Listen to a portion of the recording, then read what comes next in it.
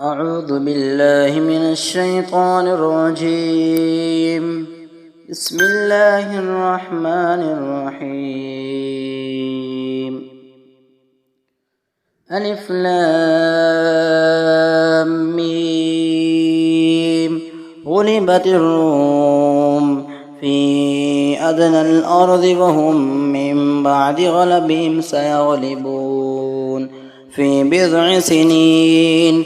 لله الأمر من قبل ومن بعد ويومئذ يفرح المؤمنون بنصر الله ينصر من يشاء وهو العزيز الرحيم. وعد الله لا يخلف الله وعده ولكن أكثر الناس لا يعلمون ظاهرا من الحياة الدنيا وهم عن الآخرة هم غافلون. أولم يتفكروا في أنفسهم ما خلق الله السماوات والأرض وما بينهما إلا بالحق وأجل مسمى وإن كثيرا من الناس بلقاء ربهم لكافرون. أولم يسيروا في الأرض فينظروا كيف كان عاقبة الذين من قبلهم كانوا أشد منهم قوة وأثاروا الأرض وعمروها أكثر مما عمروها وجاءتهم رسلهم بالبينات فما كان الله ليظلمهم ولكن كانوا أنفسهم يظلمون. ثم كان عاقبة الذين أساءوا السوء أن كذبوا بآيات الله وكانوا بها يستهزئون. الله يبدأ الخلق ثم يعيده ثم إليه ترجعون. ويوم تقوم الساعة يبلس المجرمون ولم يكن لهم من شركائهم شفعاء وكانوا بشركائهم كافرين. ويوم تقوم الساعة يومئذ يتفرقون فأما الذين آمنوا وعملوا الصالحات فهم في روضة يحبرون وأما الذين كفروا وكذبوا بآياتنا ولقاء الآخرة فأولئك في العذاب محضرون. فسبحان الله حين تمسون وحين تصبحون وله الحمد في السماوات والأرض وعشيا وحين تظهرون. يخرج الحي من الميت ويخرج الميت من الحي ويحيي الأرض بعد موتها وكذلك تخرجون. ومن آياته أن خلقكم من تراب ثم إذا أنتم بشر تنتشرون. ومن آياته أن خلق لكم من أنفسكم أزواجا لتسكنوا إليها وجعل بينكم مودة ورحمة إن في ذلك لآيات لقوم يتفكرون. ومن آياته خلق السماوات والأرض واختلاف ألسنتكم وألوانكم إن في ذلك لآيات للعالمين. ومن آياته منامكم بالليل والنهار وابتغاؤكم من فضله إن في ذلك لآيات لقوم يسمعون. ومن آياته يريكم البرق خوفا وطمعا وينزل من السماء ماء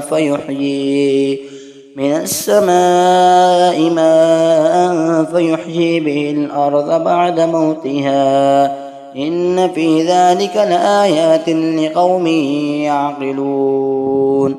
ومن آياته أن تقوم السماء والأرض بأمره ثم إذا دعاكم دعوة من الأرض إذا أنتم تخرجون وله من في السماوات والأرض كل له قانتون وهو الذي يبدأ الخلق ثم يعيده وهو أهون عليه وله المثل الأعلى في السماوات والأرض وهو العزيز الحكيم ضرب لكم مثلا من أنفسكم هل لكم مما ملكت أيمانكم من شركاء فيما رزقناكم فأنتم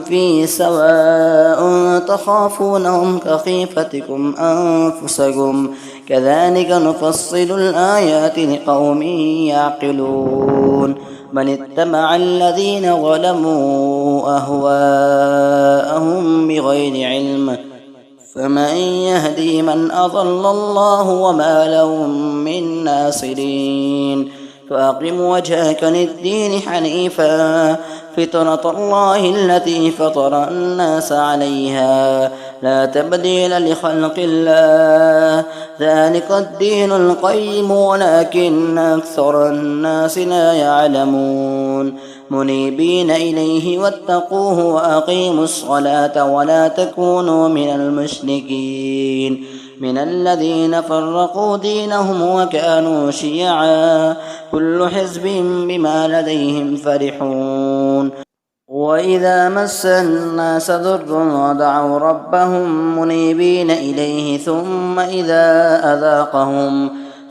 إذا أذاقهم منه رحمة إذا فريق منهم بربهم يشركون ليكفروا بما آتيناهم فتمتعوا فسوف تعلمون أم أنزلنا عليهم سلطانا فهو يتكلم بما كانوا به يشركون وإذا أذقنا الناس رحمة فرحوا بها وإن تصبهم سيئة بما قدمت أيديهم إذا هم يقنطون أولم يروا أن الله يبسط الرزق لمن يشاء ويقدر إن في ذلك لآيات لقوم يؤمنون فآت ذا القربى حقه والمسكين ومن السبيل ذلك خير للذين يريدون وجه الله وأولئك هم المفلحون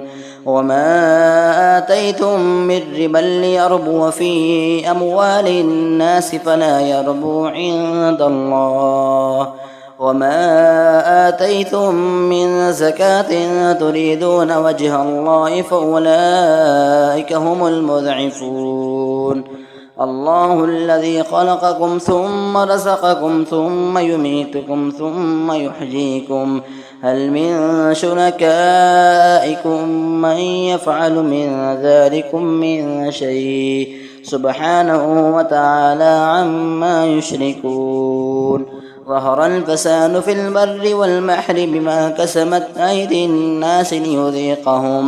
أيدي الناس ليذيقهم بعض الذي عملوا لعلهم يرجعون قل سيروا في الأرض فانظروا كيف كان عاقبة الذين من قبل كان أكثرهم مشركين فأقم وجهك للدين القيم من قبل أن يأتي يوم لا مرد له من الله يومئذ يصدعون من كفر فعليه كفره ومن عمل صالحا فلأنفسهم يمهدون ليجزي الذين آمنوا وعملوا الصالحات من فضله إنه لا يحب الكافرين ومن آياته أن يرسل الرياح مبشرات وليذيقكم من رحمته ولتجري الفلك بأمره ولتبتغوا من فضله ولعلكم تشكرون ولقد أرسلنا من قبلك رسلا إلى قومهم فجاءوهم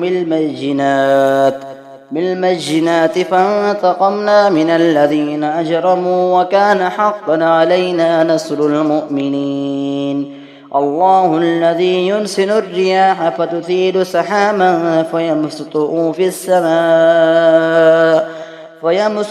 في السماء كيف يشاء ويجعله كسفا فترى الودق يخرج من خلاله فإذا أصاب به من يشاء من عباده إذا هم يستبشرون. وإن كانوا من قبل أن ينزل عليهم من قبله لمبلسين. فانظر إلى آثار رحمة الله كيف يحيي الأرض بعد موتها إن ذلك لمحيي الموتى وهو على كل شيء قدير. ولئن أرسلنا ريحا فرأوه مصفرا لظلوا من بعده يكفرون. فإنك لا تسمع الموتى ولا تسمع الصم الدعاء إذا ولوا مدبرين. وما أنت بهاد العمي عن ضلالتهم إن تسمع إلا من يؤمن بآياتنا فهم مسلمون. الله الذي خلقكم من ضعف ثم جعل من بعد ضعف قوة ثم جعل من بعد ضعف قوة ثم جعل من بعد قوة ضعفا وشيبا يخلق ما يشاء وهو العليم القدير. ويوم تقوم الساعة يقسم المجرمون ما لبثوا غير ساعة كذلك كانوا يؤفكون. وقال الذين أوتوا العلم والإيمان لقد لبثتم في كتاب الله إلى يوم البعث فهذا يوم البعث ولكنكم كنتم لا تعلمون. فيومئذ لا ينفع الذين ظلموا معذرتهم ولا هم يستعتبون. ولقد ضربنا للناس في هذا القرآن من كل مثل ولئن جئتهم بآية ليقولن الذين كفروا إن أنتم إلا مبطلون. كذلك يطبع الله على قلوب الذين لا يعلمون. فاصبر إن وعد الله حق ولا يستخفنك الذين لا يوقنون.